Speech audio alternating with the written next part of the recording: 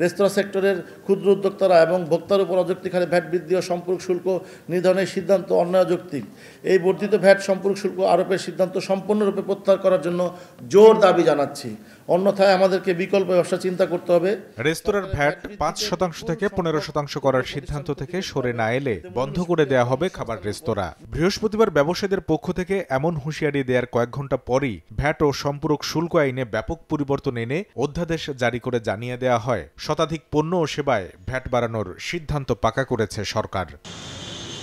এতে মোবাইল ফোনে কথা বলা ও ইন্টারনেট ব্যবহারের সম্পূরক শুল্ক ২০% থেকে বাড়িয়ে ২৩% করা হয়েছে। প্রথমবারের মতো ১০% সম্পূরক শুল্ক বসানো হয়েছে ব্রডব্যান্ড ইন্টারনেট সেবায়। অধ্যাদেশ অনুযায়ী সিগারেট, আম, কমলালেবু, আঙ্গুর, পেঁপে, তরমুজ, আপেল ও নাশপাতি, ফলের রস, সাবান ও সাবান জাতীয় পণ্য, ডিটারজেন্ট, ফ্রুট ড্রিঙ্কস ও ইলেকট্রোলাইট ড্রিঙ্কসের সম্পূরক শুল্ক ৫ থেকে ১৫% পর্যন্ত বাড়ানো হয়েছে। বাদাম আমদানিতে সম্পূরক শুল্ক ১০ থেকে ১৫% বাড়িয়ে ঠেকানো হয়েছে ৪৫%। নতুন আইনে ৫% থেকে বাড়িয়ে ১৫% করা হয়েছে বিস্কুট, আচার, চাটনি, tomato ketchup, LP gas, BRTA থেকে নেয়া লেমিনেটেড ড্রাইভিং লাইসেন্স, চশমার ফ্রেম ও রিডিং গ্লাসের ভ্যাট।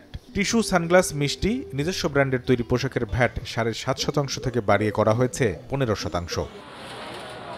ওষুধের ক্ষেত্রে স্থানীয় ব্যবসায়ী পর্যায়ে ২.৪% থেকে ৩% করা হয়েছে ভ্যাট, তবে এলপি গ্যাসের স্থানীয় ব্যবসায়ী পর্যায়ে ভ্যাট ২% বাতিল করা হয়েছে। এদিকে ব্যবসায় প্রতিষ্ঠানের বার্ষিক লেনদেন ৩০ লাখ থেকে ৫০ লাখ টাকা হলেই টার্নওভার কর দিতে হবে।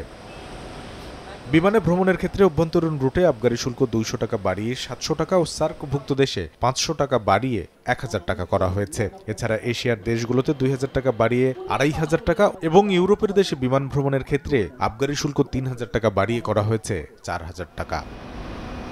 কামরুল হাসান সবুজ, সময় সংবাদ, ঢাকা।